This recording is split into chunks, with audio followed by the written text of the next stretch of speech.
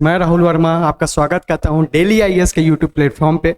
और हम लेके आए हैं आपके लिए हॉस्टल वार्डन के एमसीक्यू सीरीज, जिसमें जनरल नॉलेज से संबंधित या रिलेटेड हम क्वेश्चन आज देखेंगे और जानने की कोशिश करेंगे कि कैसा क्वेश्चन हॉस्टल वार्डन में आ सकते हैं, कैसे उनकी आपके कैटेगरी रहेगी। तो आइए चलते हैं, जानने की कोशिश करते हैं। पहला क्वेश्चन हम देखते हैं।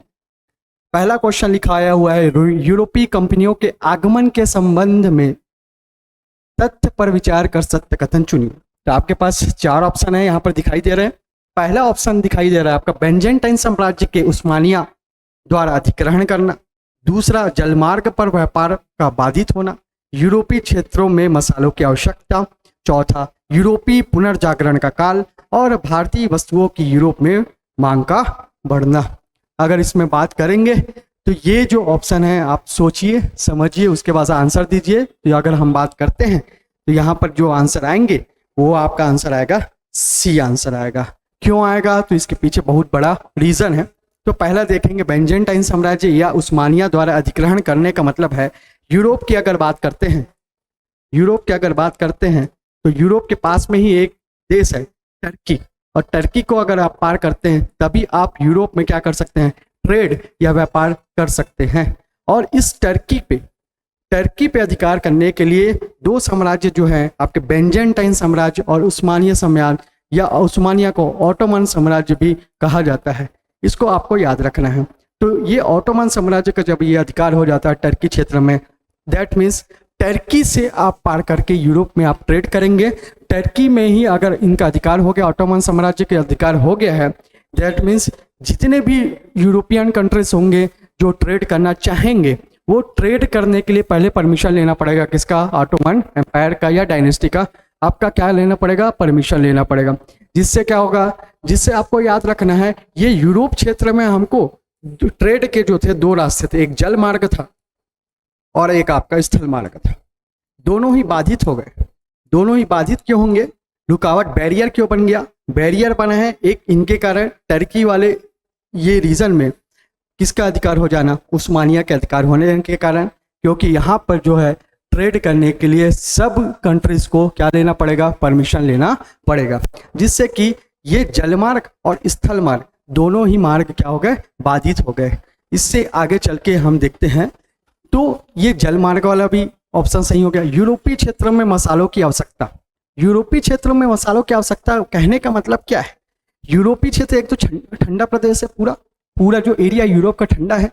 और वहाँ पर जो लोग हैं वो अपना जीवन चलाने के लिए, भूख को कम करने के लिए या खाने के लिए जो आवश्यक जो चीज़ें थी उनमें एक था मांस, मीट का प्रयोग करते थे।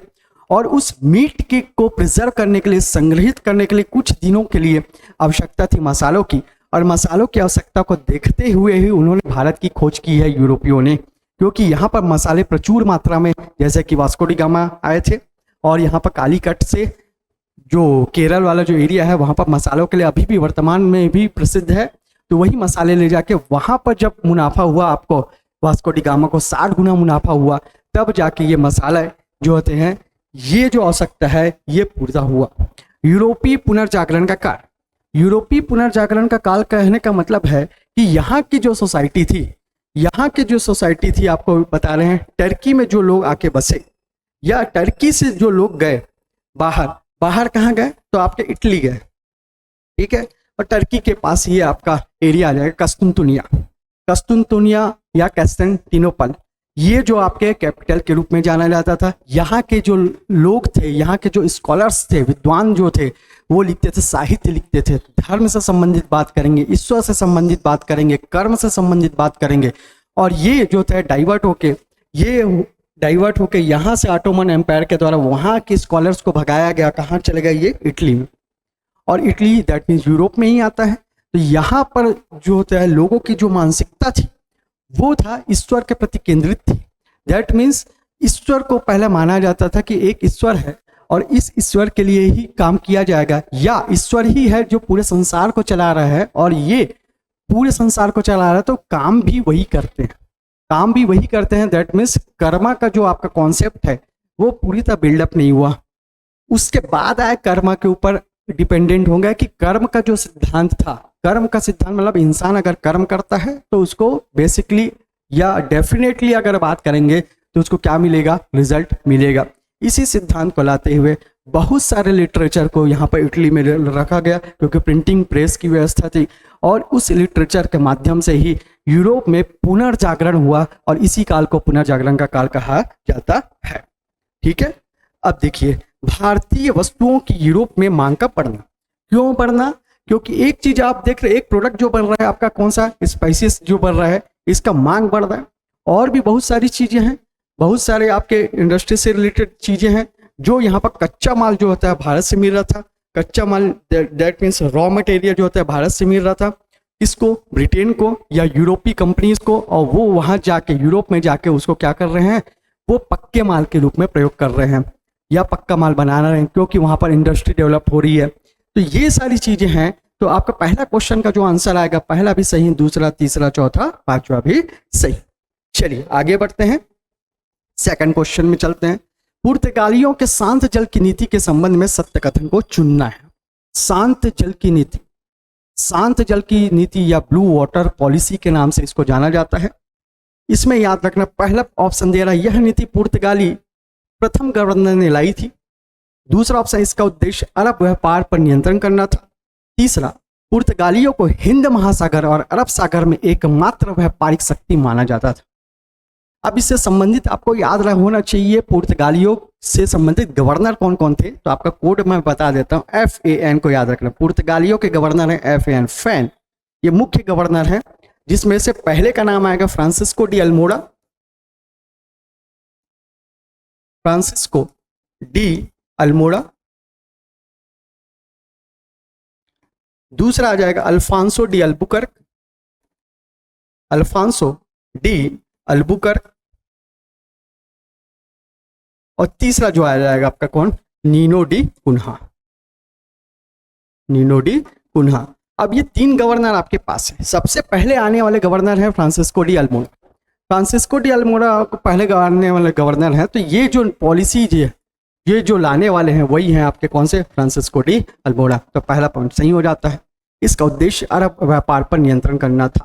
क्यों? क्योंकि अगर आप भारत का मैप देखते हैं, ये भारत का, तो ये बंगाल की खाड़ी है, ये आपका इंडियन ओशियन है, ठीक है, हिंद महासागर है, ठीक है, और यहीं अरब सागर, और यहाँ पर आ जाएगा गुजरात वाला एरिया, ठीक है, और इधर जाएंगे तो आपका अरेबियन कंट्रीज आते हैं। तो इस अरेबियन कंट्रीज का ये जो आपके इंडियन ओशियन है, इंडियन ओशियन में पूरा ट्रेड पे कंट्रोल था, ये माना जा सकता है। तो दूसरा ऑप्शन भी आपका सही। तो अरब कंट्रीज के जो कंट्रोल को हटाने के लिए पोर्तुगीज ने जो सोचा, पुर्तगालियों ने सोचा कि इसको हटाने के लिए इस पे कंट्रोल करना पड़ेगा, दैट मीन्स इंडियन ओशियन पे कंट्रोल उनको करना पड़ेगा। थर्ड पॉइंट देखते हैं। थर्ड पॉइंट में लिखा है, पुर्तगालियों को हिंद महासागर और अरब सागर में एकमात्र व्यापारिक शक्ति माना जाता था। इन फ्यूचर अगर देखते हैं, जैसा जैसा ट्रेड करते गए पोर्तुगीज, वैसे वैसे इनकी फैक्ट्रियां यहाँ पर स्थापित हो, स्टेब्लिश होती गई, और स्टेब्लिश होती गई तो मार्केट जो है वो बढ़ता गया, ट्रेड बढ़ता गया, ट्रेड बढ़ता गया, प्रॉफिट बढ़ता गया। और इसके चलते हुए उन्होंने अपनी जो मिलिट्री को एक्सपांस करने की कोशिश की, मिलिट्री एक्सपांस हुई तो वो पावरफुल हुए, और पावरफुल होने के बाद नेवी भी स्ट्रॉन्ग कर लिया उन्होंने, और जिसके चलते ही आपका हिंद महासागर और अरब सागर में उनका क्या हो गया, व्यापारिक शक्ति बहुत पावरफुल हो गई। तो हम देखते हैं कि ये जो तीनों ऑप्शन हैं, फर्स्ट, सेकंड और थर्ड, तीनों option, that means A for Apple, ये ऑप्शन आपका सही होगा। चलिए आगे चलते हैं, आगे देखते हैं पहले कर्नाटक युद्ध के बारे में। ये क्वेश्चन आपको दिखाई दे रहा है। प्रथम कर्नाटक युद्ध के संबंध में सत्य कथन है, सत्य कथन चुनना है, कौन सा सही है। पहला, इसके प्रारंभ होने के कारण यूरोप में ऑस्ट्रिया के उत्तराधिकार संघर्ष को माना जाता है। दूसरा, यह युद्ध डचों और अंग्रेजों के मध्य हुआ। तीसरा, युद्ध के अंत में हुई संधि के अनुसार मद्रास का क्षेत्र अंग्रेजों को मिला। यहां पर सबसे पहले आपको याद रखना चाहिए, प्रथम कर्नाटक युद्ध कब हुआ है, तो 1746 टू 1748 के बीच में ये आपका युद्ध हुआ है। और युद्ध का जो मेन कारण था उसका था यूरोप से संबंध था। और यूरोप में एक क्षेत्र है ऑस्ट्रिया, ऑस्ट्रिया में दो देश अपना आधिपत्य स्थापित करना चाहते हैं, उसको कैप्चर करना चाह रहे हैं, उन दो देशों में पहला नाम आएगा ब्रिटेन का और दूसरा आ जाएगा आपका फ्रांस का नाम आ जाएगा।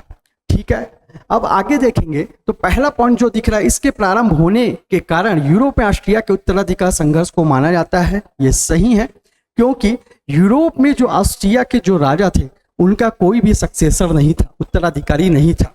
उत्तराधिकारी न होने के कारण ही वो जो क्षेत्र था, चूंकि पहले राज शासन चलता था, राजा का बेटा ही क्या होगा, राजा होगा। दैट मीन्स यहाँ पर फ्रांस भी कैप्चर करने की कोशिश करेगा ऑस्ट्रिया को, और यूरोप भी कैप्चर करने की कोशिश, आपका ब्रिटेन भी कैप्चर करने की कोशिश करेगा। ठीक है, तो पहला ऑप्शन सही। यह युद्ध डचों और अंग्रेजों के मध्य हुआ था, यह ऑप्शन गलत है। यह डचों के मध्य ना होके ये अंग्रेजों में ब्रिटिशर्स और आपके किसके बीच में हुआ है, फ्रांस के बीच में हुआ है। तो आपको याद रखना है पहला ऑप्शन सही है, दूसरा ऑप्शन गलत है। और युद्ध के अंत में हुई संधि के अनुसार मद्रास का क्षेत्र अंग्रेजों को मिला है। अब 1748 में एक्सला-शेपल की संधि हुई है। एक्सला-शेपल की संधि यूरोप में हुई है। इसके प्रोविजन के अनुसार, इसके प्रावधानों के अनुसार जो युद्ध में जो एरिया था, आपको याद रखना है, मद्रास का जो क्षेत्र था वो किसको फिर से मिल गया है, आपको अंग्रेजों को मिल गया है। आगे समझ में, तो आपको यहाँ पर ऑप्शन अगर देखते हैं, तो ऑप्शन अगर देखेंगे हम, तो यहाँ पर आपको याद रखना है 1, 2 और 3 जो ऑप्शन दिया हुआ है, तो इसमें आपको याद रखना है चौथा ऑप्शन क्या है, सेंट टॉम का युद्ध भी इस युद्ध से संबंधित है। ये भी सही है, सेंट टॉम का युद्ध भी इससे संबंधित है। सेंट टॉम एक एरिया है इंडिया में, उसको आपको याद रखना है, तो इसका इससे भी संबंध है। दैट मीन्स 1, 3 और 4 जहां पर आपको दिख रहा है बी ऑप्शन। क्लियर? चलिए आगे चलते हैं। इसी में आगे चलेंगे तो अब हम मॉडर्न इंडिया में पहुंचे। स्वदेशी आंदोलन से संबंधित क्वेश्चन दिया हुआ है आपका। स्वदेशी आंदोलन के संबंध में कौन सा कथन सत्य है? प्रारंभ 7 अगस्त 1905 बंगाल विभाजन के विरोध में राखी दिवस और शोक दिवस मनाया गया। दिल्ली में इस आंदोलन का नेतृत्व सर सैयद हैदर रजा ने किया था और महाराष्ट्र में इस आंदोलन का नेतृत्व अजीत सिंह द्वारा किया गया था। पहला चीज देखते हैं कि प्रारंभ 7 अगस्त 1905, ये डेट सही है। स्वदेशी आंदोलन की जो शुरुआत हुई है वो इसी दिन हुई है, क्योंकि इस समय बंगाल विभाजन, इसके पहले की जो घटनाएं थी, बंगाल विभाजन जब हुआ था, तो उसके ही विरोध में कि बंगाल का विभाजन ना किया जाए, उसी विरोध में ही स्वदेशी आंदोलन प्रारंभ किया गया। और इस स्वदेशी आंदोलन का जो प्रारंभ है वो हुआ है 7 अगस्त 1905 को। अब बंगाल विभाजन के विरोध में क्या क्या चीजें की गई? बहुत सारी चीजें की गई, जैसे देसी वस्तुओं को अपनाया गया, विदेशी वस्तुओं का बहिष्कार किया गया, जलाया गया। साथ ही साथ यूनिटी, एकता दिखाने के लिए हमने क्या बनाया, राखी दिवस मनाया है, इसको याद रखना है। और इसी दिन को आपको शोक दिवस भी मनाया गया था। तो पहला ऑप्शन भी सही है, दूसरा ऑप्शन भी सही है। तीसरा ऑप्शन देखते हैं कि दिल्ली में जो आपका इस आंदोलन का नेतृत्व किसने किया था, सर हैदर रजा ने किया था, ये ऑप्शन भी सही है आपका। और महाराष्ट्र में इस आंदोलन का नेतृत्व अजीत सिंह ने किया था, ये ऑप्शन गलत है, क्योंकि अजीत सिंह ने जहां का नेतृत्व किया है वो एरिया है आपका पंजाब। और यहां पर महाराष्ट्र में जिसने किया है आपका आंदोलन का नेतृत्व वो है लोकमान्य बाल गंगाधर तिलक। ठीक है, तो यहाँ पर 4 ऑप्शन में हमको क्या सही दिख रहा है, 1, 2 और आपका 3। चौथा ऑप्शन गलत है, तो 1, 2, 3 that means B option right होगा। ठीक है, चलिए आगे चलते हैं। इसमें आगे चलेंगे, ये क्वेश्चन है the India war of independence पुस्तक के लेखक कौन है? विनायक दामोदर सावरकर पहला ऑप्शन, दूसरा महात्मा गांधी, तीसरा दयानंद सरस्वती और चौथा जो ऑप्शन आपको दिखाई दे रहा है नन ऑफ दिस। ठीक है, विनायक दामोदर सावरकर को कभी कभी वीडी सावरकर भी कहा जाता है, वीडी सावरकर भी कहा जाता है, इसको आपको याद रखना है। और ये जो बुक आपको दिखाई दे रही है the Indian war of independence, ये विनायक दामोदर सावरकर जी की बुक है। वैसे ही महात्मा गांधी से संबंधित जो बुक है आपका, बोल सकते हैं सुनो विद्यार्थियों, ये बुक है। सत्य के मेरे प्रयोग, ये इनकी आत्मकथा है। सत्य के मेरे प्रयोग, ऐसे बुक से आ जाएंगे किनके, महात्मा गांधी के। दयानंद सरस्वती की बहुत ही फेमस बुक है सत्यार्थ प्रकाश, या ग्रंथ बोल सकते हैं इसको, सत्यार्थ प्रकाश के नाम से आप जान सकते हैं। ठीक है, ऋग्वेद भाष्य के नाम से, ऋग्वेद भाष्य के नाम से जान सकते हैं, सामवेद भाष्य के नाम से, सामवेद भाष्य के नाम से, और भी बहुत सारी बुक्स हैं। इस चीज को आपको याद रखना है। क्लियर हुआ? ठीक है, तो ये इनका आंसर आ जाएगा विनायक दामोदर सावरकर। चलिए आगे चलते हैं इसी में। तो आगे देखेंगे, क्वेश्चन देखते हैं। ये महाजनपद के बारे में बात कर रहा है, महाजनपद और उनकी राजधानियों को सुमेलित करना है, या इसमें बोला गया है कौन सा आपका मैच नहीं है। नीचे से चलते हैं अपन। वत्स का कौशाम्बी, वत्स एक महाजनपद था, उसकी राजधानी कौशाम्बी थी, ये सही है। वज्जी की राजधानी है वैशाली, ये भी सही है। काशी की राजधानी आ जाएगी आपकी वाराणसी, ये भी सही है।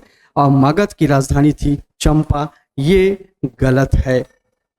चंपा जिसकी राजधानी थी वो महाजनपद था अंग। ठीक है, अंग एक महाजनपद था जिसकी राजधानी चंपा थी। और यहाँ पर मगध की राजधानी आप बोलेंगे राजगृह, राजगृह या गिरिब्रज को लिया जाता है।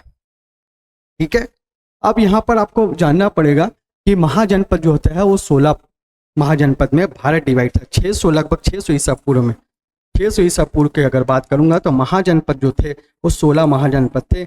उन 16 महाजनपद में सबसे शक्तिशाली महाजनपद जो आया है वो मगध महाजनपद आया था।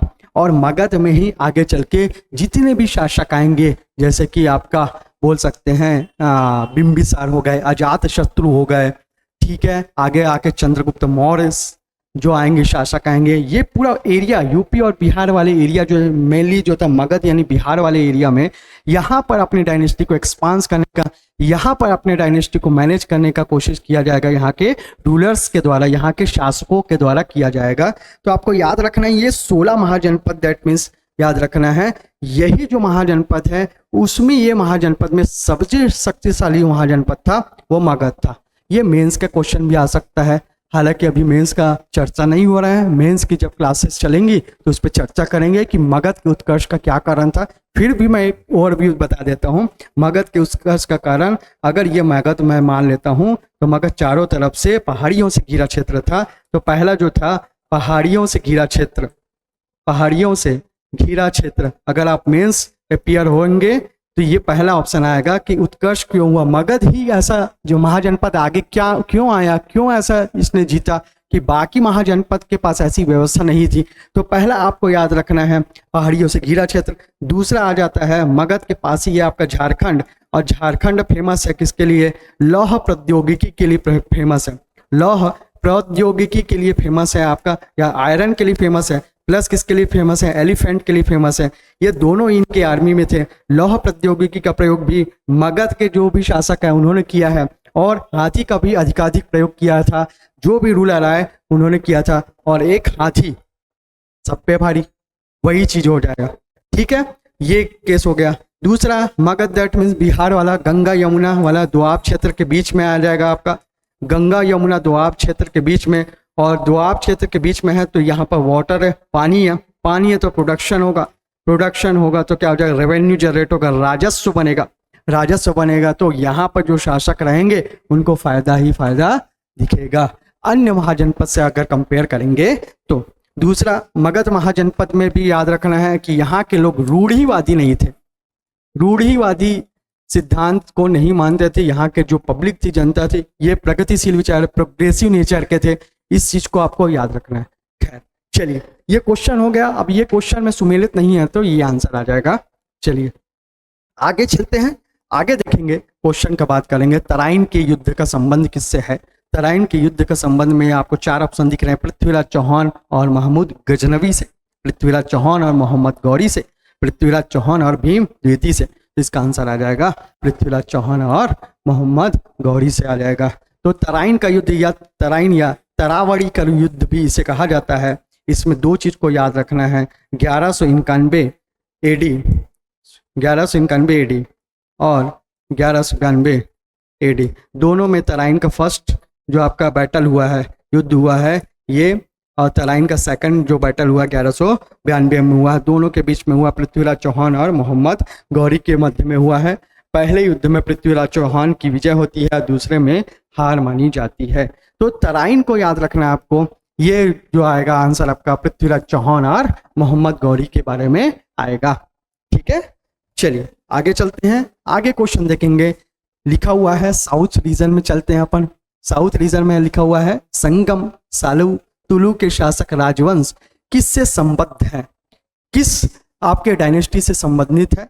वारंगल, कश्मीर, बंगाल या विजयनगर? इसका आंसर आ जाएगा आपका विजयनगर। ठीक है, इसके लिए भी मैं एक कोड बता देता हूं आपको कि विजयनगर में सब क्या है? सस्ता है। तो विजयनगर लिखेंगे आपका, या अगर कोड की बात करेंगे तो विजयनगर में सभी सब सस्ता है। SSTA, एस आ जाएगा संगम वंश, ऐसे संगम वंश आ जाएगा, तुलु वंश, तुला वंश, और एक आ जाएगा आपका अरविडू वंश। ठीक है, बहुत सिंपल है। अगर खोड याद करना चाहते हैं तो याद करो, क्योंकि कंफ्यूजन हो जाता है, क्योंकि साउथ के रीजन में जनरली हम टारगेट नहीं कर पाते हैं। दैट मीन्स यहाँ पर आपको याद रखना संगम, सुलु और तुला तीनों आ रहे हैं। संगम आ रहा है, सुलह आ रहा है, तुला वाला है। ठीक है, अरविडू भी आ सकता है। तो विजयनगर में सब क्या है? सस्ता है, इसको याद रखना। तो ये जो चारों जो वंश थे उन्होंने विजयनगर वाले एरिया में क्या किया? अपना रूल किया है, शासन किया है। तो इसका आंसर क्या हो जाएगा? डी फॉर आपका दिल्ली, विजयनगर साम्राज्य। ठीक है, आगे चलते हैं। आगे अगर चर्चा करेंगे, अब आ गए हम लॉर्ड वेलेजली के सहायक संधि के संबंध में सत्य कथन को चुनिए। तो इसको जानने से पहले हम पहले लॉर्ड वेलेजली जो गवर्नर थे, गवर्नर जनरल थे, तो उनके बारे में हम जानने की कोशिश करते हैं कि इन्होंने सहायक संधि जो लाई थी, सहायक संधि सब्सिडरी ट्रीटी, सहायक संधि जो लाई थी, तो सहायक संधि जब लाई थी तो उसके बहुत सारे प्रोविजंस थे, प्रावधान थे। इसको आपको याद रखना है। जैसे कि पहला चीज आएगा कि अगर ये यानी वेलेजली आपका सहायक संधि कहीं करते हैं तो उस एरिया में उनकी आर्मी जाएगी, ब्रिटिशर्स की आर्मी जाएगी या मिलिट्री जाएगी उस एरिया में जहां से आपका सहायक संधि हो रहा है। प्लस यहाँ इस एरिया के जो भी रूलर रहेंगे उनके जो आपकी आर्मी रहेगी उसको भंग कर दिया जाएगा, डिसॉल्व कर दिया जाएगा। लेकिन उनमें से जो अच्छे आपके ऑफिसर्स होंगे या सोल्जर्स होंगे उनको अपनी टीम में या अपनी मिलिट्री में रख लिया जाएगा। ठीक है, दूसरा चीज आएगा कि ब्रिटिश गवर्नमेंट जिस भी एरिया से सहायक संधि या सब्सिडरी ट्रीटी करती है वहां पर एक रेजिडेंट भेजेगी। और वो रेजिडेंट का क्या काम रहेगा? रेजिडेंट का ये काम रहेगा कि ब्रिटिश गवर्नमेंट को वो इंटरनल जो मैटर्स उसके बारे में इंफॉर्मेशन देगी। क्लियर? तो ये जो होती है सुलझी हुई चाल थी किसकी? आपके वेलेजली की, या वेलेजली की सहायक संधि इसलिए बोला गया क्योंकि यहाँ पर जो भी एरिया इसके अंडर में आएंगे, इस सहायक संधि के अंडर में आएंगे, तो उसको पूरा इनडायरेक्टली अप्रत्यक्ष तौर पे क्या कर लिया जाएगा? कैप्चर या कब्जा कर लिया जाएगा ब्रिटिश गवर्नमेंट के थ्रू। ठीक है, तो चलिए आगे देखते हैं। इसका ऑप्शन, देसी रियासत शासन प्रबंधन के लिए अपने दरबार में एक ब्रिटिश रेसिडेंट रखेगी, ये सही है। देसी रियासतों की रक्षा के लिए कंपनी वहां अपनी सेना रखेगी जिसका खर्च उस रियासत को ही उठाना पड़ेगा, ये भी सही है। नगद धनराशि या राज्य कुछ इलाका सेना के खर्च के लिए कंपनी को सौंपना पड़ेगा, ये सही है। कंपनी राज्यों की आंतरिक और बाह्य आक्रमणों से सुरक्षा करेगी, तो ये भी सही आएगा। दैट मीन्स लॉर्ड वेलेजली की सहायक संधि के समय ये जो आता है डी फॉर दिल्ली 1 2 3 ये ऑप्शन आपको सही मिलेगा। ठीक है, आ रहा है समझ में? चलिए आगे चलते हैं। आगे चलेंगे तो हम चलते हैं कौन से आपके कैल्कोलिथिक पीरियड में चलते हैं। कैल्कोलिथिक ताम्रपाषाण काल में समझते हैं। तो ताम्रपाषाण काल से संबंधित स्थल नहीं है बोल रहा है आपको, तो नहीं है दैट मीन्स आपको ये पता करना है कि कौन कौन सा है। तो कौन कौन सा है तो आपको याद रखना है कि ये जो गिलुंद एरिया दिख रहा है, बागोर एरिया दिख रहा है, और ये इनाम गांव जो एरिया है, ये तीनों के तीनों किस पीरियड से रिलेटेड है? कैल्कोलिथिक पीरियड से रिलेटेड है। दैट मीन्स इसका आंसर आ जाएगा आपका इनमें से कोई नहीं। क्लियर? गिलुंद, बागोर और इनामगढ़ लेटेस्ट क्वेश्चन है, तो इसको आप लोग याद कर लेंगे। कैल्कोलिथिक पीरियड से रिलेटेड आ जाएंगे गिलुंद, बागोर और इनामगढ़। चलिए आगे। गुप्तकालीन साहित्य न्याय वार्ता के लेखक हैं। पहला ऑप्शन है अमर सिंह, दूसरा शूद्रक, तीसरा वराहमिहिर और चौथा सिद्ध सिंह। क्लियर?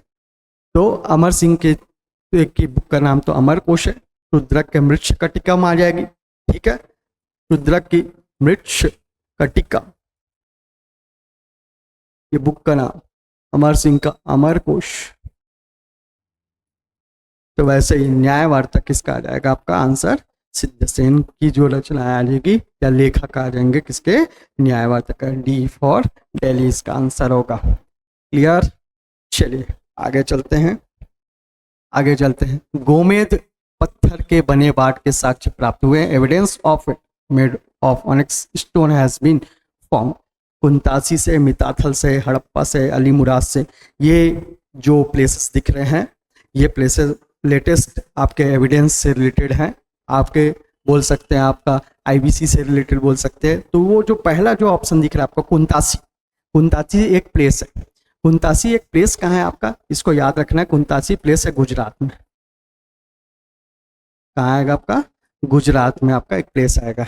जैसे कि जब भी आप आईबीसी पढ़ते हैं, इंडस वैली सिविलाइजेशन के बारे में पढ़ते हैं, तो गुजरात का जो मेनली जो एरिया है, ये जो गुजरात का जो एरिया है, ये आप जो देख रहे हैं, तो ये वाला जो एरिया है, ये जो एरिया है वो यहाँ पर जो होता है, यहाँ पर क्या है ज़्यादातर पोर्ट है, बंदरगाह। बंदरगाह के एविडेंस यहाँ पर से मिले हैं आईबीसी में। अगर बात करें तो आईबीसी का क्या कोड है? सिंपल फंडा है, आप लोगों को याद रखना है तो रख सकते हैं इसमें। तो आईबीसी से रिलेटेड आ जाएगा गुजरात में कौन कौन से स्थल हैं, प्लेसेस हैं। तो आपको गुजरात का DSLR याद रखना है, DSLR और आपका के, इसको याद रखना है। तो गुजरात से रिलेटेड आ जाएंगे। डी से आ जाएगा आपका कौन सा? धौलावीर। कौन सा आ जाएगा आपका? धौलावीर। एस से क्या आ जाएगा? सुरकोतड़ा या सुरकोतदा, सुरकोतदा। एल से क्या आ जाएगा? एल से आ जाएगा आपका लोथल। ठीक है, और आर से आ जाएगा आपका कौन सा? रंगपुर आ जाएगा। ठीक, और के से आगे आपका कौन सा? आपका कुंतासी। ठीक है, इन चीज़ों को, इन प्लेसेस को आपको याद रखना है। और इसका आंसर जो आएगा गोमेद पत्थर के बने बाट के साक्ष्य एविडेंस कहाँ से मिले? तो आपका कुंतासी इसका राइट आंसर आएगा। ठीक है, समझ आ रहा है आप लोगों को? ठीक, आगे चलते हैं इसी के बारे में। ठीक है, अब यहाँ पर देखोगे उत्तर वैदिक काल में गृहस्थ आश्रम से संबंधित महायज्ञों में भूत यज्ञ किया जाता था। अब भूत यज्ञ मतलब भूत ही नहीं समझना है। ठीक है, अब भूत यज्ञ मतलब कि यहाँ पर ऑप्शन दे रहा है देवताओं के सम्मान में, ये नहीं आएगा। ठीक है, पितर तर्पण में, ये भी नहीं आएगा क्योंकि पितृ यज्ञ होता है इसमें। मानव कल्याण में, ये भी नहीं आएगा। तो क्या आएगा आंसर आपका? डी फॉर दिल्ली, सभी प्राणियों के कल्याण, फॉर द वेलफेयर ऑफ, ये आंसर आपका आ जाएगा उत्तर वैदिक काल का अगर बात करेंगे तो। ठीक है, अगला क्वेश्चन देखेंगे। मूर्ति कला के आधार पर महात्मा बुद्ध की अभय मुद्रा का संबंध इनमें से किस मूर्ति कला से है? तो आपका आ जाएगा कौन सा आंसर? आपको लेना है कौन सा? मथुरा शैली से लेना है। ठीक है, तो आपको याद रखना है ये मथुरा शैली, अमरावती शैली और गांधार शैली, इन तीनों शैलियों का जो संबंध है वो मूर्ति कला से है। किससे है? आपका स्कल्पचर से है। इसको चीज को याद रखना है। दो प्रकार की कला होती है, एक मंदिर कला और एक मूर्ति कला। तो मूर्ति कला का संबंध मथुरा शैली से है, मूर्ति कला का संबंध अमरावती शैली से, मूर्ति कला का संबंध गांधार शैली से भी है। लेकिन मंदिर कला बोलेंगे तो मंदिर कला अलग हो जाएगी। ठीक है, आगे समझ में, ये आर्ट एंड कल्चर का पार्ट होता है। ठीक है, इंडियन हिस्ट्री का अगर बात करोगे या छत्तीसगढ़ से रिलेटेड भी बात करोगे तो आर्ट एंड कल्चर का पार्ट है। मंदिर कला, मूर्ति कला उसी से संबंधित आ जाएंगे। तो आपको अभी ध्यान देने योग्य बात क्या है यहाँ पर? यहाँ पर तो आपको याद रहेगा कि मथुरा कला से संबंधित अभय मुद्रा है। ठीक है, जो अभय मुद्रा बताया जा रहा है यहाँ पर महात्मा बुद्ध का, वैसे बहुत सारी मुद्राएं हैं। जिन मुद्राओं को देखते हुए वैसे मूर्तियां आपको दिख जाएंगी, वर्तमान में भी दिख सकती हैं, या आप सर्च मार के सर्च कर सकते हैं गूगल में, वो आपको दिख जाएगा। दूसरा चीज याद रखना है आपका मथुरा, अमरावती और गांधार, मथुरा, अमरावती और गांधार तीनों शैली का संबंध मूर्ति कला से है, ना कि मंदिर कला से। चलिए आगे चलते हैं। इसी में आगे चलेंगे तो हमको दिखेगा मौर्य तथा गुप्त वंश की जानकारी क्रमशः मिलती है। क्वेश्चन को ध्यान से पढ़ना है, क्वेश्चन को ध्यान से पढ़ना है। इसका मतलब इसका आंसर कैसा है कि आपको पहला जो ऑप्शन है वो मौर्य के बारे में बताएगा, दूसरा जो ऑप्शन दिखेगा वो गुप्त के बारे में बताना चाहिए, क्योंकि यहाँ पर लिखा है क्रमशः, आगे समझ में रेस्पेक्टिवली लिखा हुआ है तो उसको ध्यान देंगे। तो आपको याद रखना है कि वायु पुराण आपको दिख रहा है, ठीक है, तो आपको याद रखना है ये कोड आ जाएगा वागु और वी माओ, ये कोड को बस याद रखना है। जहां कंफ्यूजन होता है वहां पर आप कोड अपने तैयार कर सकते हैं, मैंने भी ऐसा तैयार कर लिया है कोड, तो कभी भूलने का टेंशन ही नहीं होता, ठीक है। तो यहाँ पर आपको याद रखना है मौर्य वंश, यहाँ पर क्या लिखा है गु से, दैट मीन गुप्त वंश, और वहां से आ जाएगा आपका कौन सा वायु पुराण आ जाएगा, ठीक है। और वैसा ही आपका विष्णु पुराण का संबंध किससे आ जाएगा, मौर्य वंश से आ जाएगा। तो पहला किससे पूछा है, मौर्य वंश, मौर्य वंश में पहला आना चाहिए विष्णु पुराण, कहीं पर आ रहा है ये, ठीक है। गुप्त वंश का वागु बोले हैं, वा और गु, ठीक है, वी और मौ, ये आंसर आ जाएगा आपका कौन सा, बी फॉर बॉल, ठीक। आगे चलते हैं। रामानुजाचार्य का संबंध किस संप्रदाय से है। रामानुजाचार्य जो होते हैं भक्ति आंदोलन से संबंधित एक संत है। रामानुजाचार्य का जो संबंध है वो वैष्णव धर्म से माना जाता है। तो यहाँ पर जो 4 ऑप्शन है ए बी सी डी, इसमें बी जो ऑप्शन आएगा बी फॉर बॉल, वैष्णव धर्म से संबंधित रामानुजाचार्य का संबंध माना जाता है, ठीक है। चलिए आगे चलते हैं। आगे देखते हैं, एक शक्तिशाली किंतु अलोकप्रिय शासक, यह वाक्य किस शासक को दर्शाता है। Powerful but unpopular ruler, this sentence refers to which ruler. Nagadashak, Kalashok, Ghanananda और रुद्रदामन प्रथम, ठीक है। नागदाशक, कालाशोक और घनानंद और रुद्रदामन प्रथम। तो इसमें जो ऑप्शन आएगा कि एक शक्तिशाली किंतु अलोकप्रिय शासक, जैसे हमने घनानंद के बारे में जानने की अगर कोशिश करें तो घनानंद के समय में उनके पास सबसे विशाल सेना थी, सबसे लार्जेस्ट जो मिलिट्री थी वो किसके पास थी, आपके घनानंद के पास थी। बट बाय नेचर उनका जो नेचर था, क्योंकि इनके दरबार में थे चाणक्य, घनानंद के दरबार में कौन थे, चाणक्य, जो आगे चल के ही किसके गुरु बनते हैं, आपके चंद्रगुप्त मौर्य के जो गुरु बनते हैं, वही इनके दरबार में थे। तो उनके उनसे जुड़ी जो किंवदंती है या फिर बोल सकते स्टोरी है जिसमें चाणक्य को भगा दिया जाता है उनके दरबार में, दैट मीन्स उनकी जो प्रवृत्ति थी एज अ राजा तो थी, लेकिन वो घमंड के बेस पे थी कि घमंड था उनके अंतर्गत। इसी कारण ही बोला गया एक शक्तिशाली शासक, सेना तो है उनके पास किंतु अलोकप्रिय शासक के रूप में आपको आंसर आ जाएगा कौन सा, घनानंद। इसको सी आंसर को आपको राइट क्लिक कर लेना है, ठीक है। चलिए आगे चलेंगे। हड़प्पा काल में चांदी का आयात कहाँ से होता था। तो चांदी का आयात कहाँ से होता था, तो सबसे पहले आपका ऑप्शन देख लेते हैं हम, दक्षिण भारत से, ईरान से, महाराष्ट्र से और उत्तर प्रदेश से। तो इसका आंसर आ जाएगा आपका हड़प्पा काल में चांदी का जो आयात है वो कहाँ से होता था, B for ball, that means Iran से होता था। चलिए आगे चलेंगे। ऋग्वैदिक काल की फसलें थी। अब ये बहुत बेहतरीन क्वेश्चन दिख रहा हुआ है, देखें आपको पूछा नहीं है, यहाँ पर बोला नहीं है ऋग्वैदिक काल की मुख्य फसल नहीं बोला है, ऋग्वैदिक काल में कौन कौन सी फसलें हो सकती है। तो ऑप्शन यहाँ पर दिख रहा हुआ है, पहला जौ, बार्ले, चावल, सी ऑप्शन है ए तथा बी, और डी ऑप्शन आपको दिखाई दे रहा है इनमें से कोई नहीं। तो इसका आंसर क्या होना चाहिए, गेस करिए।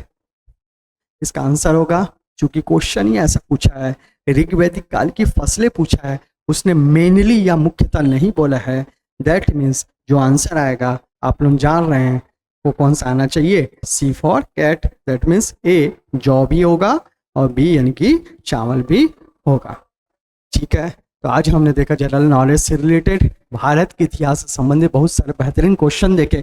ऐसा क्वेश्चन और भी आगे चल के आपको इस हमारे यूट्यूब के प्लेटफॉर्म पर मिलेगा। तो आज यहीं तक रखते हैं, आगे फिर से मिलेंगे नए क्वेश्चन के साथ, नए जोश के साथ मिलेंगे। सब बखैर।